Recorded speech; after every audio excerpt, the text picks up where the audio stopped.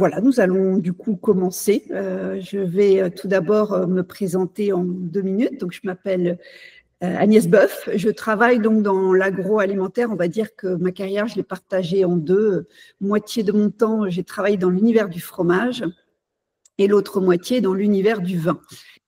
Et donc, je suis réellement une marketeuse, je vais dire, de terrain. En effet, mon premier job a été de vendre du Roquefort en Normandie. Alors, imaginez, je pense que c'est un peu comme si vous vendiez du fromage, comme si vous vendiez votre vin uniquement donc sur l'Italie. Voilà, pas forcément attendu. Et du coup, eh bien, j'ai développé une attention particulière justement au discours commercial et à sa préparation. Hein, et c'est depuis voilà que je travaille et je me passionne pour ça. Et donc, cela fait 10 ans au sein d'AOC Conseil justement que je travaille sur ces aspects-là. Alors, qu'est-ce qu'AOC Conseil? Eh bien, c'est une équipe, c'est un réseau, c'est une équipe de 10 consultants que vous voyez ici qui accompagnent les entreprises au moment où elles veulent passer un cap. Et donc, on définit voilà, ensemble la stratégie où elles veulent aller. Et après, on travaille sur l'organisation, sur le pilotage, sur la commercialisation, le marketing, la communication, pour pouvoir mettre tout ça en place. Et d'ailleurs, je vous invite à découvrir toute cette joyeuse équipe à travers les webinaires, puisque chacun en cette année un peu particulière, nous avons pris une thématique justement qui est aussi notre expertise.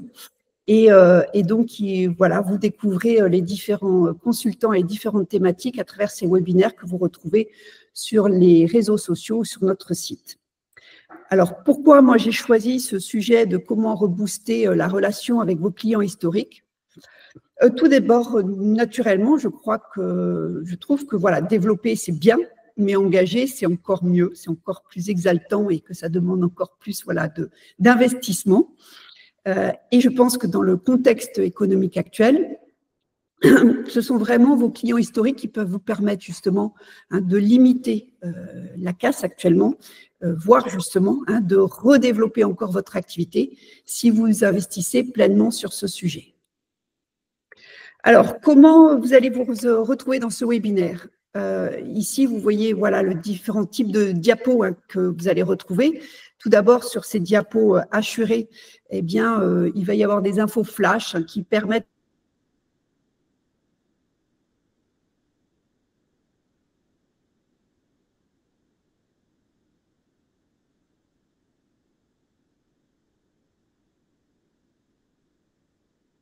vous propose pour pouvoir justement optimiser votre relation. Et puis, on verra à la fin justement 5 slides, actions voilà, immédiates, conseils clés pour pouvoir justement travailler là-dessus.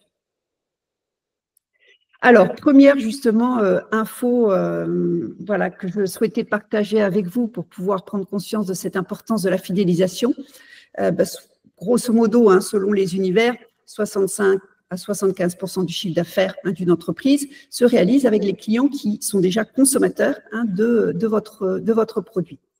Donc, ça veut dire en effet que quand vous ou quand même votre revendeur eh bien, essaye justement de développer un acte commercial, eh bien, il y a un taux de transformation de 60% globalement avec un client existant, alors qu'il n'est que de 5% avec un prospect potentiellement nouveau client. Et en effet, fidéliser coûte à ce moment-là 5 à 10 fois moins cher que l'acquisition de nouveaux clients en moyenne. Alors, pourquoi un client justement, enfin dans notre webinaire justement où on va s'intéresser à comment rebooster cette relation client, moi j'ai voulu m'intéresser justement aux raisons qui nous amenaient, enfin qui les amenaient justement à se désintéresser de vos vins. Je les ai classés en 3 ici catégories. Tout d'abord les surstocks, deuxièmement les rotations de vos produits, et puis troisièmement on verra, c'est tout simplement l'acheteur est humain et cette notion, on va voir, de lassitude qui s'installe tout simplement et comment y travailler. Donc, on attaque par justement, les premières objections qui sont difficiles justement à recevoir pour vous. Je suis surstocké, je vais écouler, je ne rentre plus rien d'ici là, on verra après. Et c'est vrai que là, c'est difficile pour vous parce que quelque part, vous prenez cette objection dans sa globalité et vous n'avez pas souvent, enfin, vous avez une réponse, voilà, une difficulté à trouver justement un angle d'attaque pour pouvoir aller plus loin. Alors, moi, ce que je vous recommande déjà, c'est dans l'attitude préalable en amont, comment aborder et quel état d'esprit avoir pour ne pas justement avoir affaire à ce problème déjà sur vos vins. Déjà, c'est voilà, intégrer cet adage de vous avez vendu votre vin uniquement et seulement quand votre client l'a vendu. Donc, pour ça, 4 étapes, me semble-t-il, pour pouvoir l'aborder. Déjà, vous définissez justement avec votre client la quantité justement de commandes qui va être appropriée pour ce client, ce qui va pouvoir réellement intégrer, ce qui va pouvoir réellement vendre sur la période qu'il s'est définie. Deuxièmement, je vais m'assurer que mon client est équipé pour le vendre, qu'il a les infos, qu'il a la PLV, que l'information a été bien transmise, qu'il a également les échantillons. Je m'informe également par la suite, une fois que les produits sont installés, sur ces sorties par point de vente, justement. Et là, je n'hésite pas à les visiter ou à amener des personnes à les visiter sur les régions qui ne sont pas les vôtres, à téléphoner en magasin et puis après à échanger justement avec mon interlocuteur pour pouvoir identifier la problématique qui est rencontrée. Est-ce une problématique en amont de conviction? Est-ce que c'est une problématique de connaissance? Est-ce que c'est une problématique de dégustation à mettre en place? Le principe étant de pouvoir trouver justement après le plan d'action, d'attaque et pouvoir réagir pour pouvoir mieux répondre. C'est un grand succès. Comment on fait pour pouvoir aller plus loin? Quel est le plan d'action qu'on met en place? Au contraire, difficulté, hop, on intervient. Une fois donc que vous avez déjà, vous, sur vos produits, travaillé justement pour ne pas vous retrouver sur cette problématique, le deuxième conseil, c'est comprendre justement le surstockage de votre client. Quelle est en fait l'unité de besoin qui est concernée, surtout, quelle est l'unité de besoin aussi que vous souhaitez traiter avec lui, pour quel client et quel besoin? Comment est achalandée cette unité de besoin? Quelle est la largeur et la profondeur de l'offre? Comment elle est animée? Est-ce qu'il y a une saisonnalité dessus? Est-ce que justement il travaille bien sur le merchandising, sur la PLV, sur cette catégorie de vin et en fonction aussi de cette saisonnalité?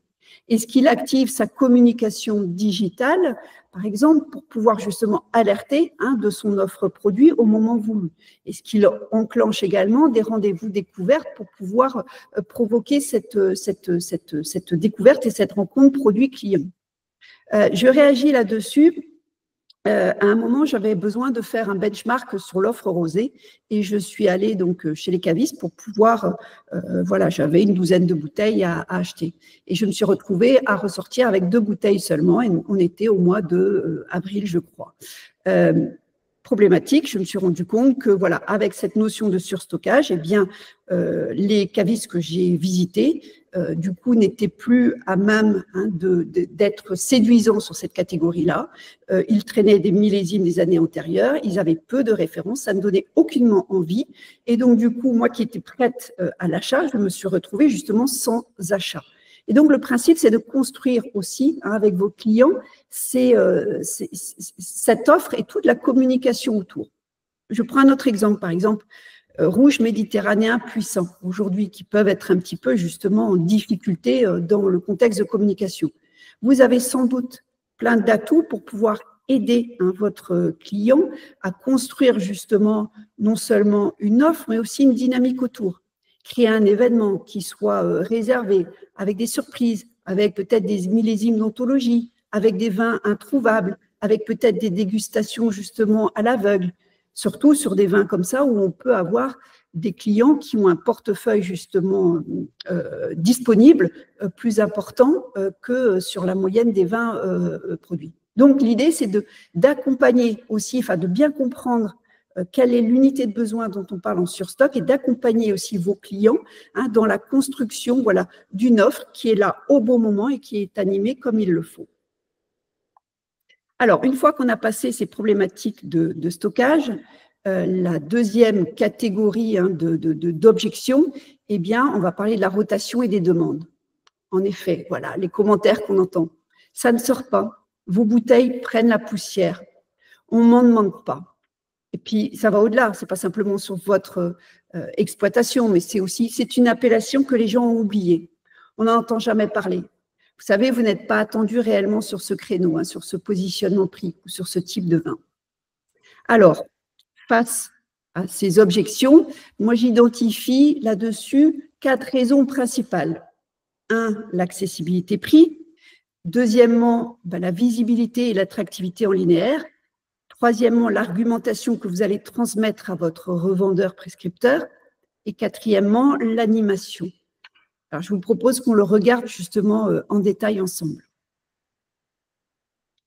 Alors, tout d'abord, quand on parle de prix, oui, tout le monde a en tête le prix moyen justement d'une bouteille de vin vendue en grande distribution et on s'en désespère, la 3,90. Mais en attendant, n'oublions pas également que plus d'un Français sur 2 dépense entre 11 et 20 euros pour l'achat d'une bouteille de vin et qu'il y a une maturité en fait sur nos marchés. Et c'est cette justement échelle de prix qui nous intéresse pour pouvoir travailler sur l'ensemble de votre gamme. Alors, là-dessus, quelles sont les recommandations justement sur les problématiques de prix que vous rencontrez?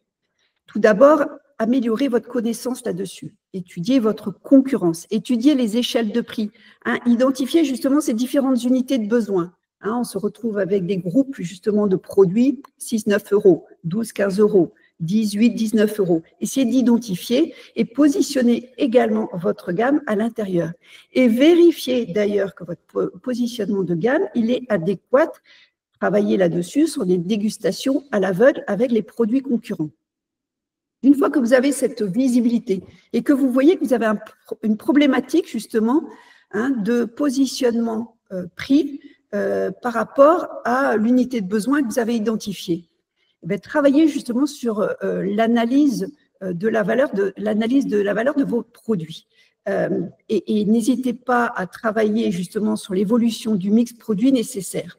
C'est vrai qu'aujourd'hui, par exemple, un rouge léger, n'a pas la même n'a pas les mêmes attentes, n'a pas la même construction qu'un rouge plus structuré, qui a une autre occasion d'être consommé. Mais ça va aller jusqu'à l'étiquette, jusqu'au bouchage, jusqu'à ces différents éléments. Donc, travaillez là-dessus en fonction de l'attente consommateur et pas simplement en fonction de vous, votre envie et comment vous voulez vous positionner. Vous pouvez aller aussi, dans le cadre justement à un moment d'une possibilité d'avoir un beau marché, un beau volume, de travailler justement sur la co-construction d'un cahier des charges, d'une référence qui va être réservée pour votre client. Et vous la travaillez ensemble, alors en respectant vos valeurs, mais en étant vraiment aussi à l'écoute pour pouvoir arriver à construire quelque chose ensemble. Et plus vous construisez quelque chose ensemble, et plus le lien est établi, et plus il est difficile justement après, derrière, de le lâcher.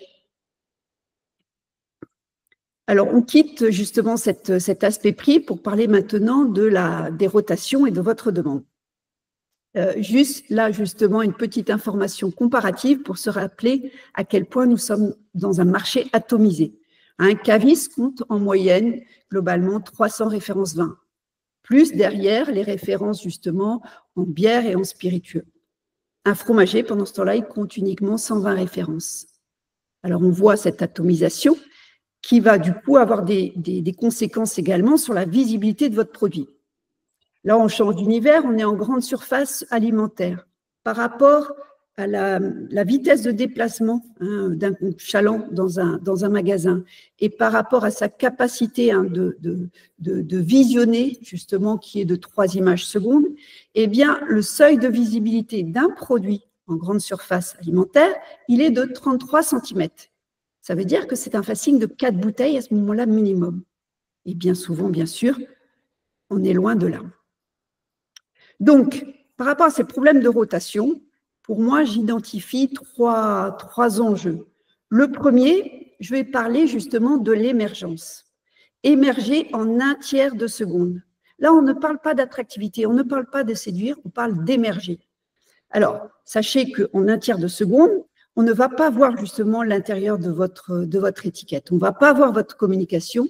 On va voir juste des éléments qui vont sortir et qui vont venir dans un ensemble, dans un linéaire de multiples produits qui vont sortir du lot.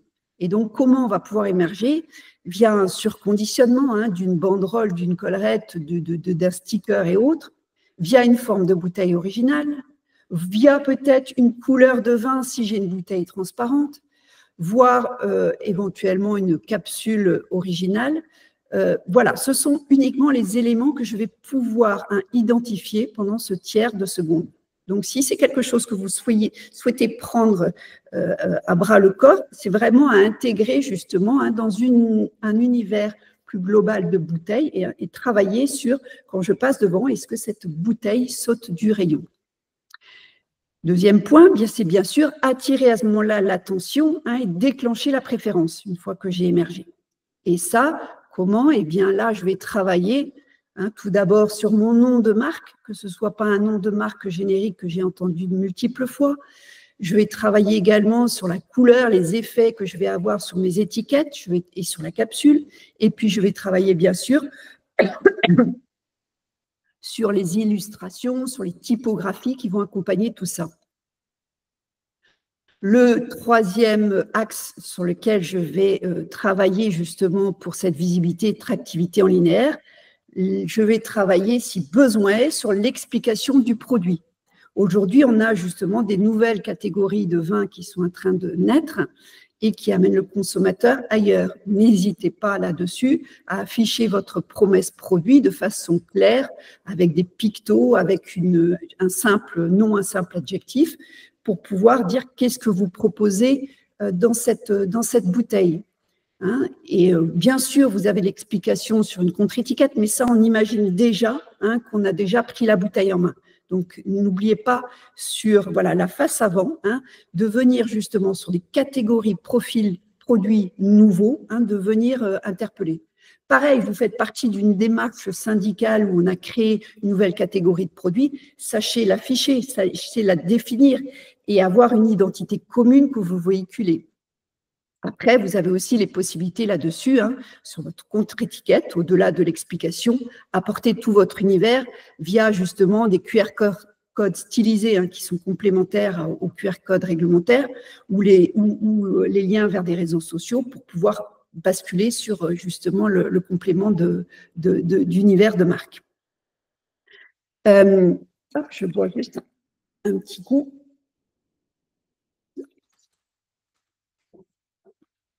Alors, une fois ces choses dites, on va passer maintenant sur justement on a parlé du prix, on a parlé de la visibilité, l'attractivité. Maintenant, on va parler justement du discours que vous allez transmettre justement à votre distributeur, à votre vendeur, à votre prescripteur. Juste une petite information sur la déperdition de l'information que vous allez communiquer. Si on prend une base 100 sur ce que vous voulez exprimer, ce que vous voulez dire justement sur vos produits, vous allez en dire seulement déjà 70%, parce qu'entre ce que vous avez en tête et ce que vous exprimez, il y a déjà une déperdition. Ce que votre interlocuteur entend, il en entend que 60%. Ce que votre interlocuteur comprend, 40%. Ce que votre interlocuteur va retenir, 20%. Et du coup, ce qu'il va répéter, 10%. Donc, l'objectif ici, bien sûr, c'est d'améliorer ce 10%, d'aller plus loin, ou de limiter également la prise de parole pour que, ce soit plus efficace. Et puis surtout, d'avoir un discours, on va voir, qui permette réellement d'être mémorisé. Alors, pour ça, votre argumentation, cherchez cette différenciation tout d'abord. Osez sortir du cadre, c'est seulement comme ça que vous serez mémorisé. Ce n'est pas en effet avec un discours commun à tous sur la passion, sur l'innovation, sur vos argilo-calcaires et compagnie que vous allez justement être mémorisé par votre interlocuteur. Et puis également raconter une belle histoire. Trouvez dans cette histoire un caractère universel, c'est-à-dire que en fait, votre histoire, elle fasse écho chez votre interlocuteur, que ce soit votre prescripteur ou vendeur ou que ce soit derrière le consommateur, que ça lui parle. Mais pour ça, il faut que vous osiez vous mettre à nu. Il faut oser justement toucher la personne que vous avez en face de vous. Et il faut donner envie justement à ces interlocuteurs, à votre revendeur, d'être répétés. Pour information, dans cet univers-là, je voulais vous dire tout simplement, voilà, que par exemple, la marque Héritage voilà, a été déposée 196 fois à l'INPI, uniquement dans la catégorie vin et spiritueux. On ne parle pas du nombre de fois où elle est utilisée sans être déposée. Et à côté de ça, petit clin d'œil à justement des clients là-dessus, dans ce registre de l'héritage, on peut dire les choses autrement et des choses qui parlent aussi plus justement à nos interlocuteurs. Et là, les petits clins d'œil, Marin d'eau douce, les Gaillards, les Survivantes, Reconquista, Rêve de gosse, tout ça, ce sont des marques qui ont été justement déposées ou utilisées une seule fois. Donc, creuser, voilà, pour pouvoir raconter les choses différemment. Dans cette catégorie justement des storytelling, je voulais attirer votre attention sur les grandes lignes qui existent à ce jour et comment les choses bougent. On a deux grandes catégories de storytelling. On a les storytelling justement qui vont être égocentrés, donc qui sont orientés autour du vigneron. On va retrouver ici les vins de château, on va retrouver les vins, on va dire, de paysans, on va retrouver les vins dont de la nature, à savoir l'aspect terroir, l'aspect parcellaire. On va retrouver aussi là-dessus des vins engagés. Et puis, il va y avoir les vins, justement, la catégorie des vins conso-orientés. Et cette catégorie est réellement en vogue. De quoi on va parler ici? On va parler des plaisirs, qui peuvent d'ailleurs être à plusieurs, qui peuvent être individuels, qui vont être justement ce que ce vin va vous provoquer. Donc, on va être sur des choses qui vont être libérateurs, qui vont être festifs, qui vont être autour du lien, autour de l'amitié, autour des souvenirs, tous ces éléments-là. Et le principe, c'est que vous pouvez très bien raconter votre histoire, mais qui devient justement aussi un souvenir ou qui devient quelque chose qui vient faire écho chez votre consommateur et qui se l'approprie pleinement. Une fois donc que vous avez travaillé sur voilà, ces histoires, pensez aussi à schématiser votre itinéraire de gamme. Quand vous allez justement échanger avec votre revendeur qui va référencer 4 à 5 références chez vous, eh bien, définissez clairement l'ordre et vérifiez justement les différences très perceptibles qu'il va y avoir entre ces différents vins. Et là, je vous invite en fait à faire comme si vous invitiez justement votre prescripteur, votre vendeur, à partir en balade avec vous et qui se mette à côté de vous en voiture. Si vous l'amenez vous promener, vous allez en fait l'amener, je ne sais pas, sur un promontoire à 360 degrés, vous allez l'amener voir un paysage qu'il n'a jamais vu, vous allez l'amener voir un village très typique. Eh bien, quelque part dans l'univers du vin, dites-vous que chaque cuvée que vous allez présenter, pareil, elle doit présenter en fait un intérêt, un point d'intérêt bien spécifique. Vous avez, je ne sais pas, envie, vous avez travaillé votre gamme sur les 6 couleurs de vin, d'un rouge léger jusqu'au... Vous avez travaillé vos gammes sur les notions de cépage oublié, du résistant, des internationaux. Vous avez travaillé vos cépages par binôme, pour pouvoir justement travailler sur ce contraste. Bref, voyez ce qui est votre histoire et votre construction, mais pensez réellement à structurer votre itinéraire de gamme, qui est une histoire également que vous racontez dans sa globalité. Alors, une fois justement que vous avez communiqué ce discours à votre revendeur, eh bien, derrière, bien souvent, encore plus aujourd'hui, je le sais, vous l'avez partagé avec moi, il vous demande d'être présent physiquement justement pour pouvoir venir animer les produits, pour pouvoir aider justement à cette revente. Et eh bien, hélas, ce n'est pas quelque chose que vous pouvez, et vous vous en rendez compte encore plus aujourd'hui, assumer pleinement économiquement, puisque voilà, ça a un coût réellement important. Et là-dessus, d'ailleurs, je vous invite à rapporter ce coût à 12 mois de chiffre d'affaires et ne pas hésiter à en parler avec votre client.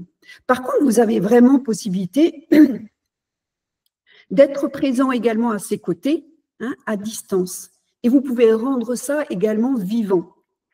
Tout d'abord, la vidéo, elle n'est pas assez utilisée très clairement.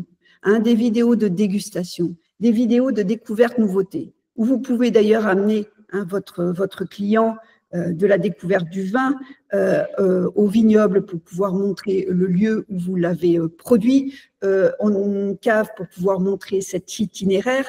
Bref, il y a tout un tas en fait de façons d'organiser justement ces vidéos découvertes pour pouvoir avoir ce sentiment d'être aux côtés de votre acheteur et même de lui montrer bien plus.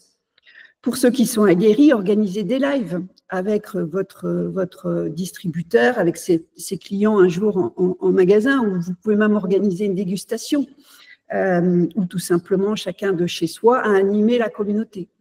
Et puis, ce que je trouve, moi, assez intéressant ces derniers temps, vraiment passionnant, c'est cette notion aussi de rendez-vous thématique que vous pouvez organiser sur les réseaux sociaux et quelque part créer comme une série.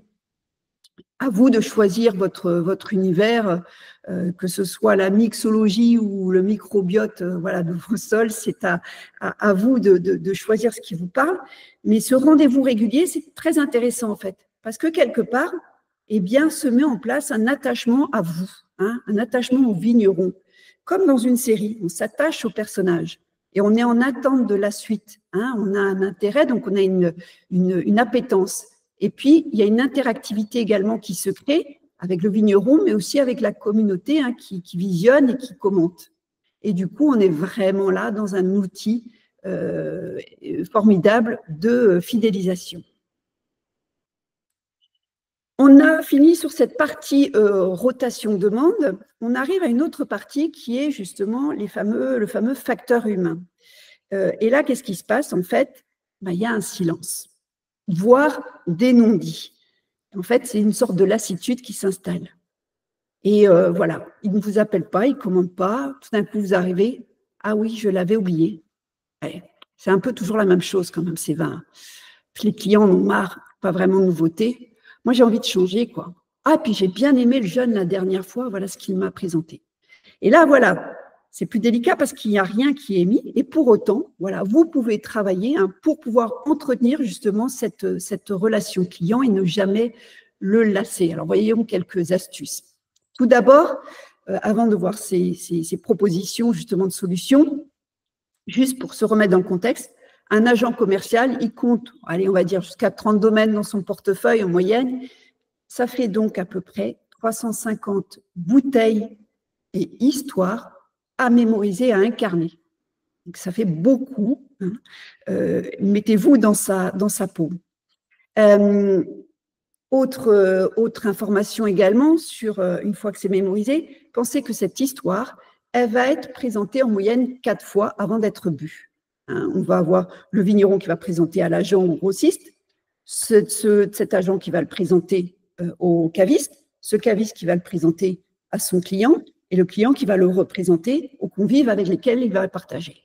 Donc, soit cette histoire perd de sa valeur parce que justement, elle n'est pas suffisamment excitante, soit elle prend encore plus de poids, de valeur et de relief parce que justement, elle a fait écho et qu'elle devient universelle. Alors, pour pouvoir justement engager, face au problème d'engagement, quelles sont les motivations qu'on peut avoir justement pour pouvoir vendre un produit? Eh bien, il y a cet adage qui est bien connu et qu'on va décrypter ensemble.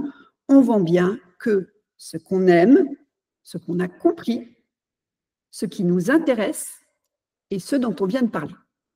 Et donc, on va voir comment, justement, quel conseil sur ces différents points. Alors, tout d'abord, on vend bien ce qu'on aime. On vend bien ce qu'on aime, mais pour ça, on a besoin aussi d'être aimé et d'être compris. Donc, le premier conseil là-dessus, c'est développer cette écoute active.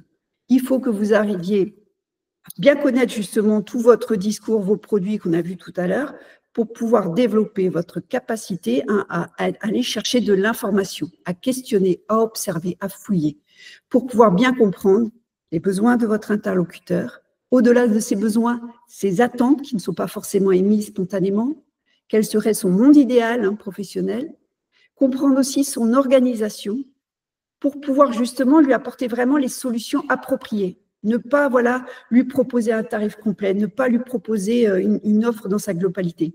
Sachez sélectionner et présenter dans vos retours d'information les produits appropriés, avec le service approprié, le process dont il a besoin pour pouvoir référencer ou pour pouvoir accompagner, le soutien et les informations, que tout ça soit en fait ad hoc à votre client. On vend bien ce qu'on a compris. Je reviens dessus, chaque cuvée, du coup, a sa narration et sa narration doit être unique. Qu'est-ce que cette narration comprend? Cette narration elle va comprendre tout d'abord le récit de la cuvée. Donc là, on est vraiment dans ces notions de storytelling avec intrigue, événement, climax. Le principe, c'est, dites-vous bien là-dessus, que vous devez pouvoir raconter à quel moment s'est créée cette cuvée, pourquoi, qu'est-ce qui a été la motivation, qu'est-ce qui s'est passé, ou comment elle a vécu, mais de pouvoir toucher, de pouvoir lui raconter son existence. Il est important aussi là-dessus que vous arriviez à communiquer votre intention à sa création. Attention, votre intention. Vous n'allez pas décrire le produit et vous n'allez pas dire que vous avez atteint le sommet, qu'il est exceptionnel comme ci, comme ça. Par contre, vous pouvez dire quelle était votre quête. Qu'est-ce que vous avez essayé d'atteindre et comment vous avez mis des choses en place pour essayer d'atteindre ça. Et du coup, une caractéristique technique, elle peut rentrer dans votre discours, mais seulement et à partir du moment où cette caractéristique technique, elle est captivante pour votre cible.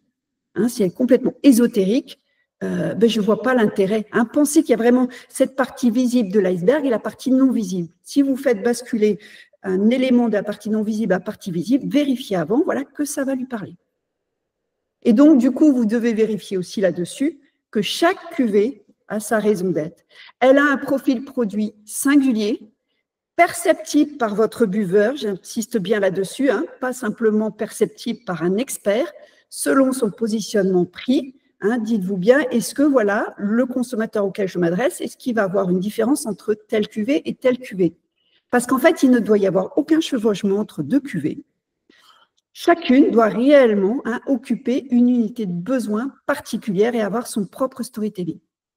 Et pour le vérifier, choisissez 25-50 mots dans vos phrases pour pouvoir présenter votre cuvée et ils doivent être vraiment pleinement appropriés. Simplicité et originalité de chacun d'entre eux. On vend bien également que ce qui nous intéresse. Alors, qu'est-ce qui motive justement votre client? Tout d'abord, l'argent. Alors, comme dirait mon ami Jean-Marc Demange, ne pas confondre les petits prix avec la marge.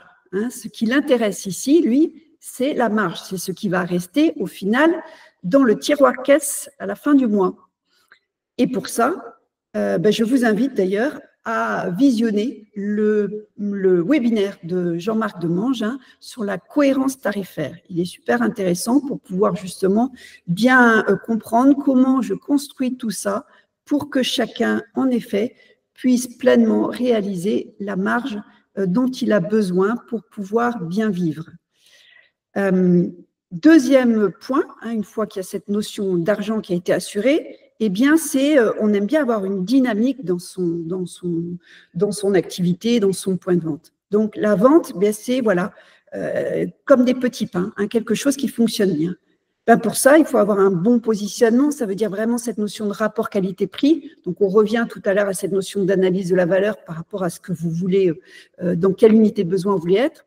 Et puis aussi travailler sur la notion de marque bankable, une marque justement qui communique, une marque qui a une identité, une marque qui a des réseaux justement qui structurent, une marque sur laquelle tous les éléments du marketing mix communiquent dans le même sens.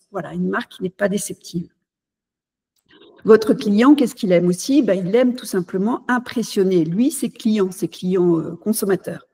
Pour ça, c'est trouver, bien sûr, proposer des vins introuvables, les moutons à 5 pattes, proposer aussi des boissons originales. J'ai écrit exprès des boissons, pas simplement des stricto sensus vins.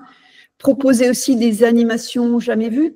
Alors, ça peut être des animations jamais vues innovantes, mais ça peut être aussi jamais vues par leur niveau de convivialité. À vous de l'inventer en fonction de qui vous êtes.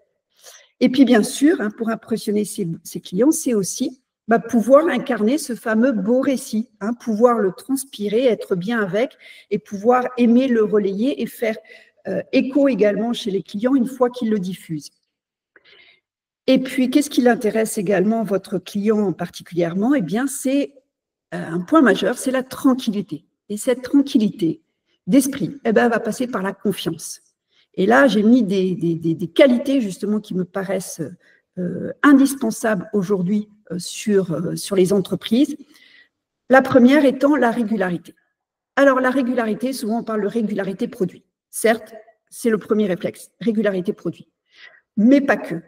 Aujourd'hui, en fait, on peut dire que la filière, elle bouge énormément au niveau de la création de nouveaux produits et qu'il y a vraiment un tournant, il y a vraiment une mise en route. Par contre, ce que je constate actuellement, et qui est perturbant, c'est l'irrégularité justement dans l'attitude des entreprises en termes de prise de parole. On va avoir tout d'un coup un engouement sur les réseaux sociaux pendant 6 mois avec 6 posts par semaine. Et puis tout d'un coup, on va rien avoir pendant 6 mois, 1 an, jusqu'à l'arrivée de prochains stagiaires ou alternants qui va se passionner pour. Pareil, irrégularité dans les emails, irrégularité dans les offres. Donc, sachez, voilà, travailler là-dessus. Il n'y a rien de plus déstabilisant que de tout d'un coup d'être noyé et après de ne plus avoir de nouvelles. Moi, je n'ai plus de nouvelles. Quand je n'ai plus de nouvelles, je m'inquiète pour la personne que j'ai en face, surtout si elle avait l'habitude réellement de m'en donner fréquemment. Donc, je me dis qu'elle ne va pas bien. Et donc, ça, ce n'est pas une information, voilà, c'est pas une information positive que vous envoyez à votre client. Deuxième point, c'est la disponibilité. La disponibilité, bien sûr, produit. On y revient encore. Voilà, cette notion de non-rupture et de pouvoir informer, communiquer, justement, si à un moment, vous voyez un moment tendu et de pouvoir communiquer en amont à vos clients, mais aussi la disponibilité, la vôtre et celle de vos équipes. Ce qui va permettre derrière la réactivité. OK, vous pourrez donner la réponse que dans 1 semaine. Eh bien, dans les 24 heures, vous répondez à vos clients pour dire justement, soit vous avez la réponse immédiate, soit je pourrais vous l'apporter dans 1 semaine, je suis en attente de telle et telle information. Et puis, bien sûr, ça va nous amener à la fiabilité, fiabilité de l'information que vous allez communiquer et renforcer justement votre communication, surdoser votre communication professionnelle, je dis bien professionnelle, n'hésitez pas là-dessus, une communication justement utile qui est attendue par votre client. Dernier point, on voit bien ce dont on vient de parler. Alors, comment on peut faire là-dessus pour être le dernier à parler sans lasser? C'est toujours votre problématique. Alors là-dessus, identifions déjà toutes les prises de parole que vous pouvez mettre en place. Bon, tout d'abord, il y a la prise de parole contractuelle directe. Ça, c'est votre travail de tous les jours. On l'a dit tout à l'heure, dédier le professionnel ad hoc à une communication justement là hyper précise.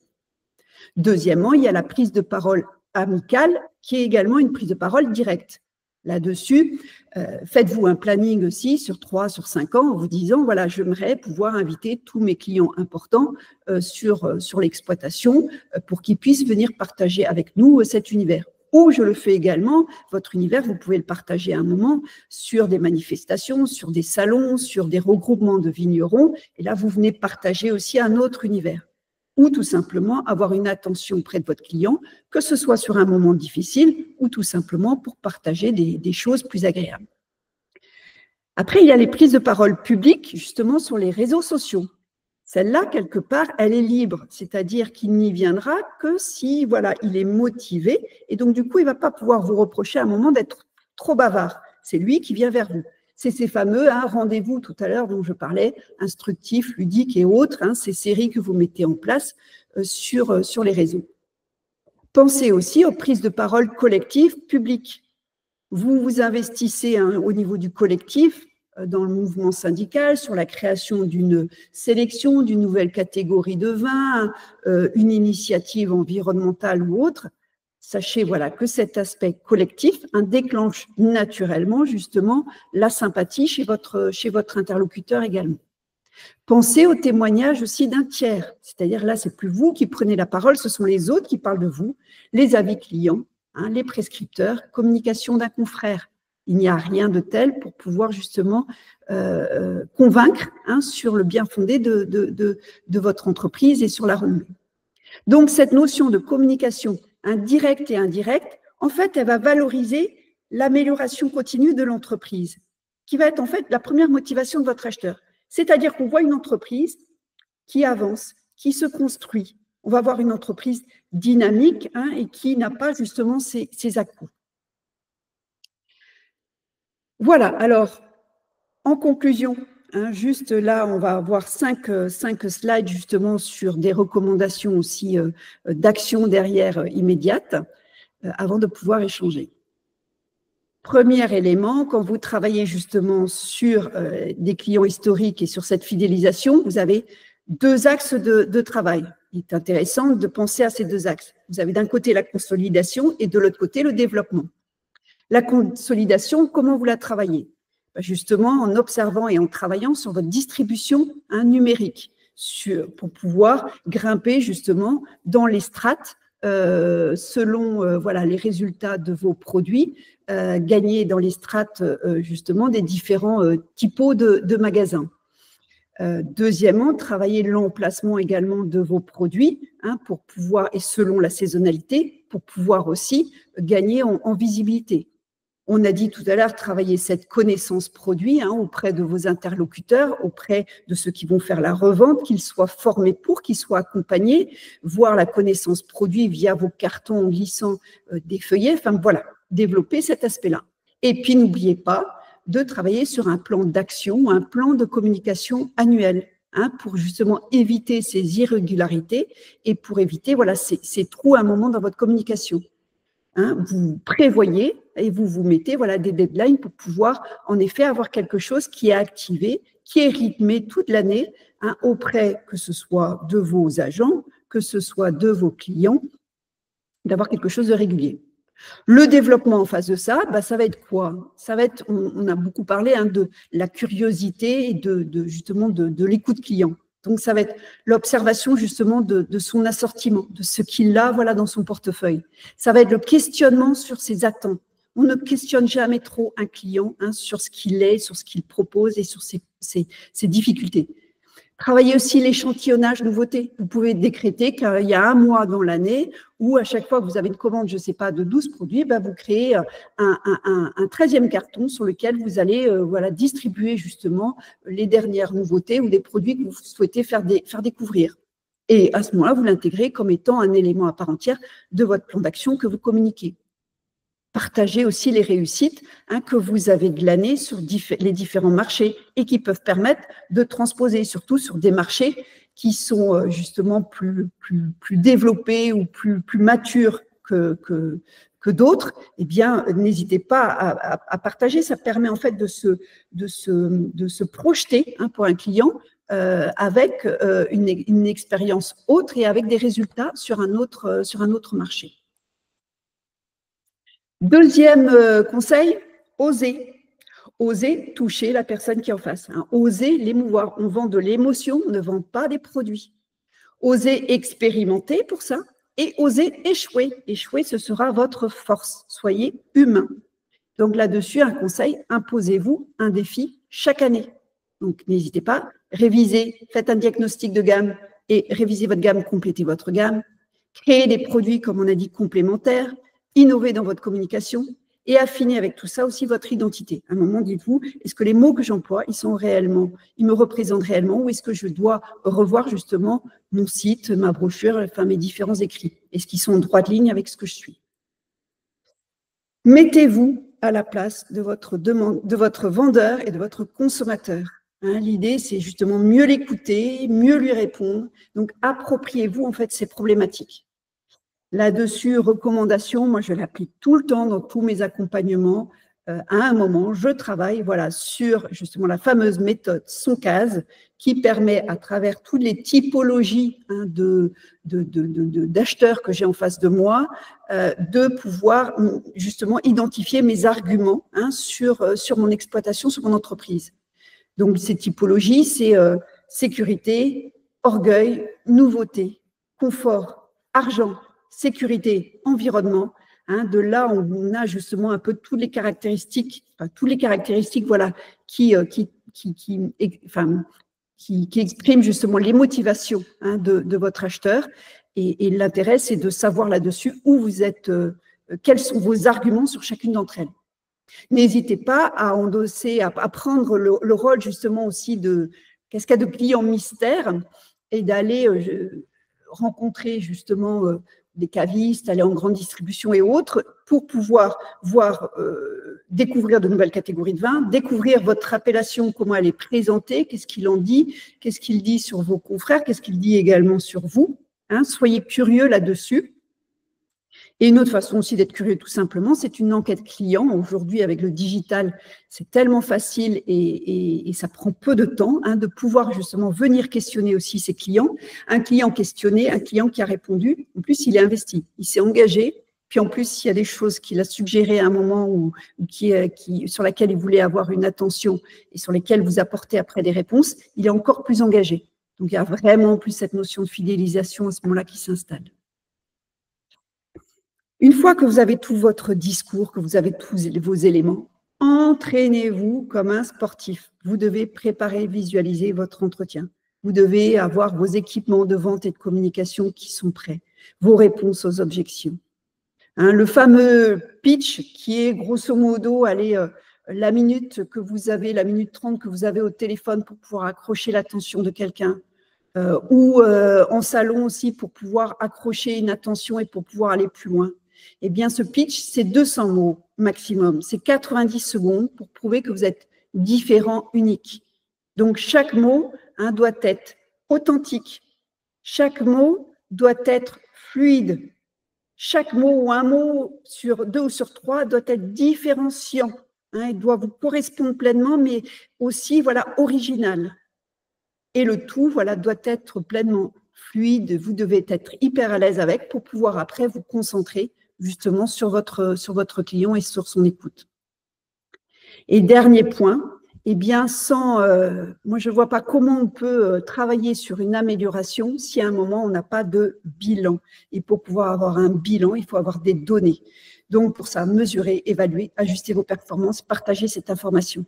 Donc un CRM aujourd'hui, c'est utile. Si jamais vous bloquez dessus, travaillez, si vous le voulez, des dossiers Excel et des alarmes en tous sens, mais voilà, développez vos outils pour pouvoir en effet avoir une vision globale de votre prospection et de vos clients.